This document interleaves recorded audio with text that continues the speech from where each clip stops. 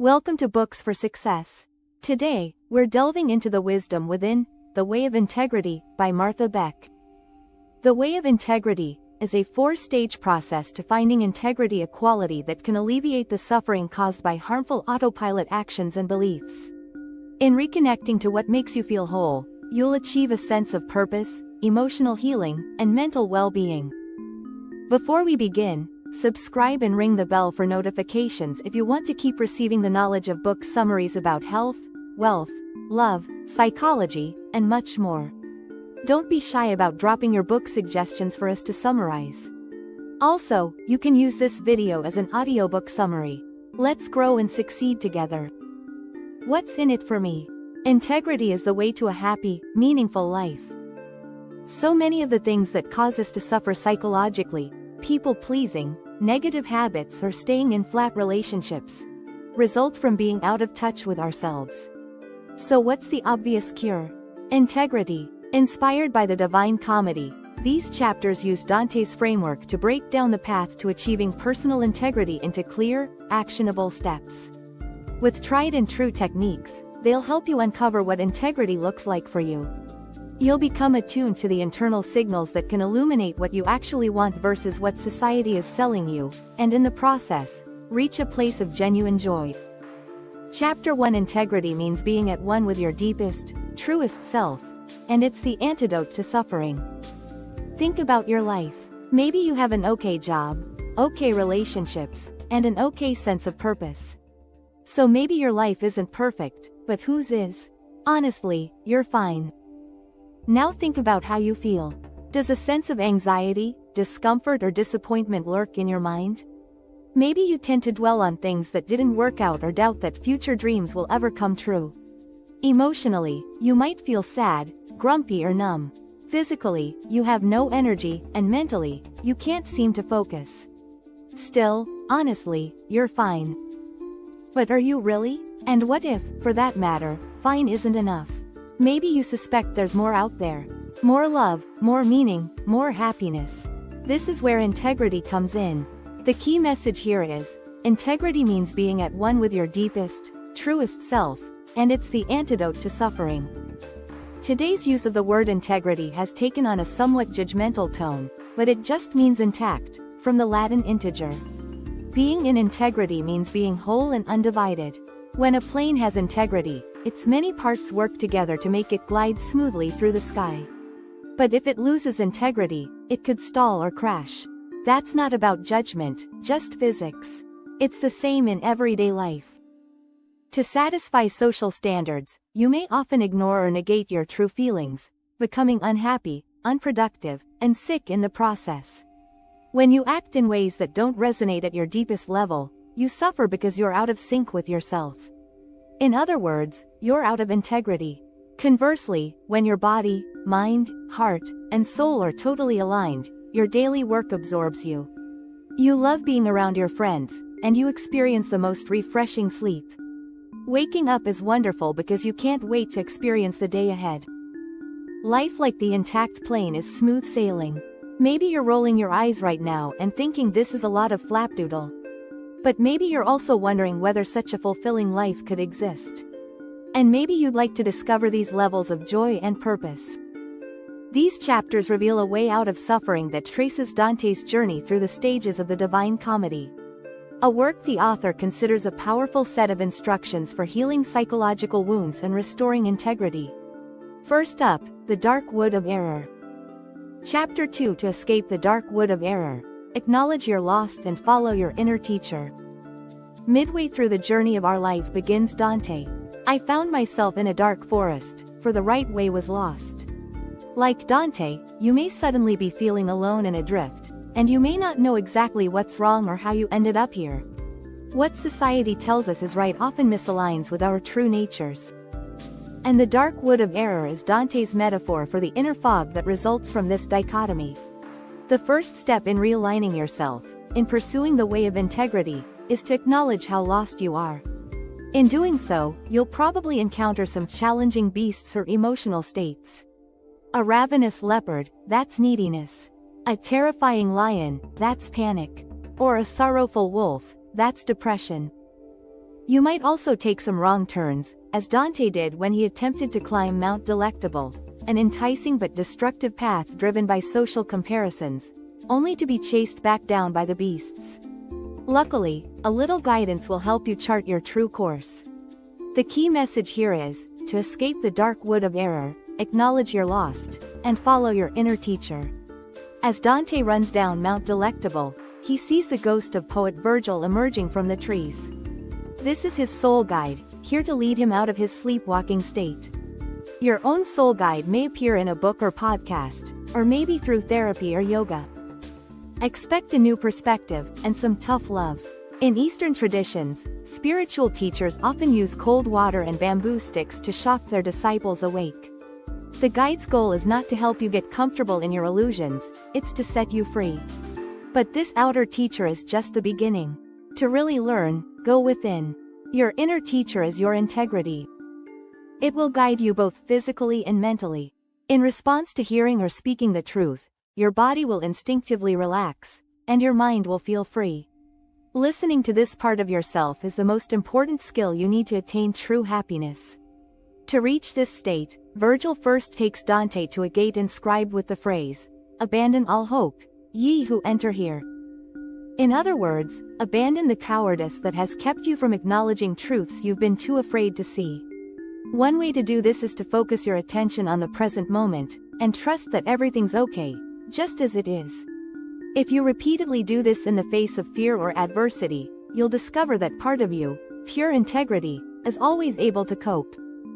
Chapter 3 in the Inferno, identify the parts of you that are suffering and set them free. As he passes through the gate, Dante enters into a hellish abyss of sinners, performing various punishments.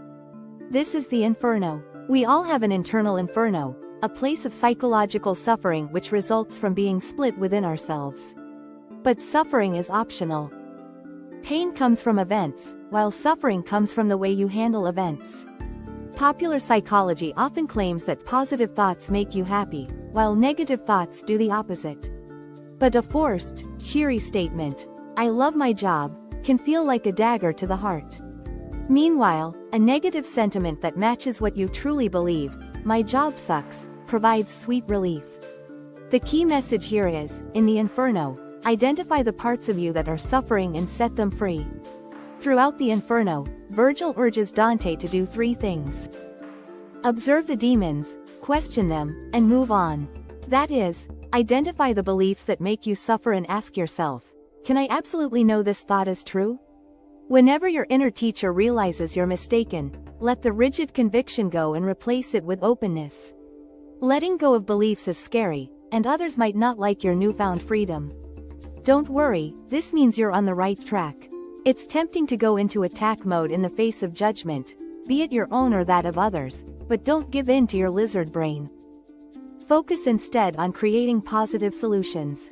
Read a book to learn more, or plant a tree. You could also concentrate on your true values, which research shows can reduce stress and make hard-to-hear information easier to digest. In the deepest circles of hell, Dante encounters the worst sinners of all. Liars. Lying, like the tiny but deadly mosquito, is treacherous because it's so common and nearly invisible. All lies, whether well or ill-intended, wreak havoc. For Dante, deception is like being frozen into ice. When you lie to yourself, nothing feels trustworthy because you aren't trustworthy.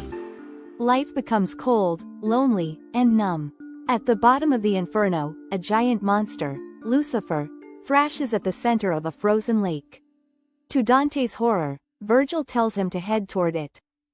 They descend onto Lucifer's body and then down through the surface of the ice. They keep going, but now, suddenly, they're climbing. Crossing the center of Earth means connecting with a core lie. I'm alone. But by going deeper into your suffering, you will, at some point, stop descending and start ascending. This is the end of self-betrayal. The point at which you stop believing things onto yourself and accept that you're infinitely worthy, lovable, and loved. Chapter 4 to pass through purgatory, align your external behavior with your newfound inner truth. Dante and Virgil emerge from the Inferno at daybreak. In Dante's words, "So we came forth and again beheld the stars." They're at the base of a giant mountain, the exact inverse of the inferno. This is purgatory, which means cleansing, a place where repentant souls purify themselves through various tasks up the mountain until they reach heaven. Maybe your new ways of thinking are already lessening your inner torment. Now it's time to walk the walk. The inferno ended its self-betrayal, so that's where your first steps up purgatory begin. Specifically, stop lying. This practice seems simple, but it's the ultimate self-help strategy on your path to happiness. The key message here is, to pass through purgatory, align your external behavior with your newfound inner truth. Dante arrives at another gate, this time guarded by an angel who tells him he may only pass if he agrees to never look back. In other words, commit to living your truth. Begin shifting not just your thoughts, but every word and action to align with integrity.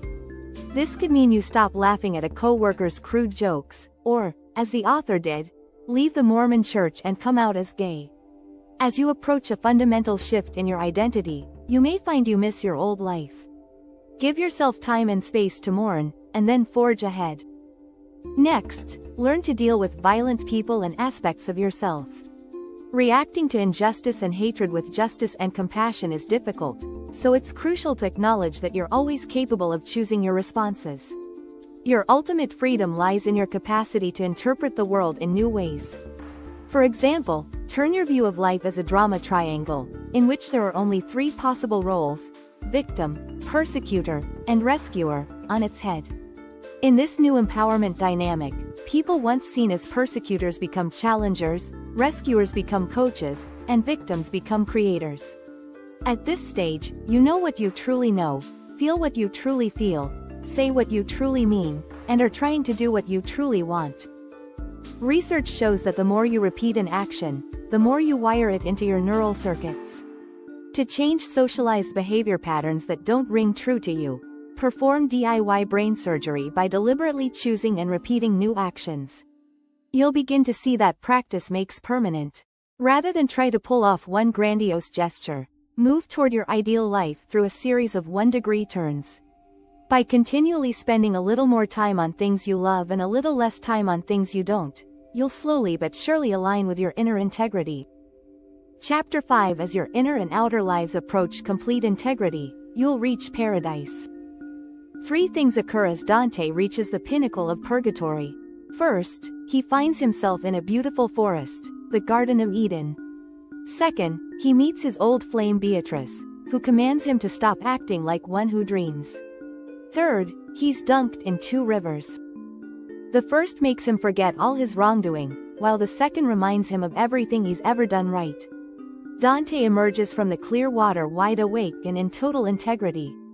And like the intact airplane, he can fly, literally.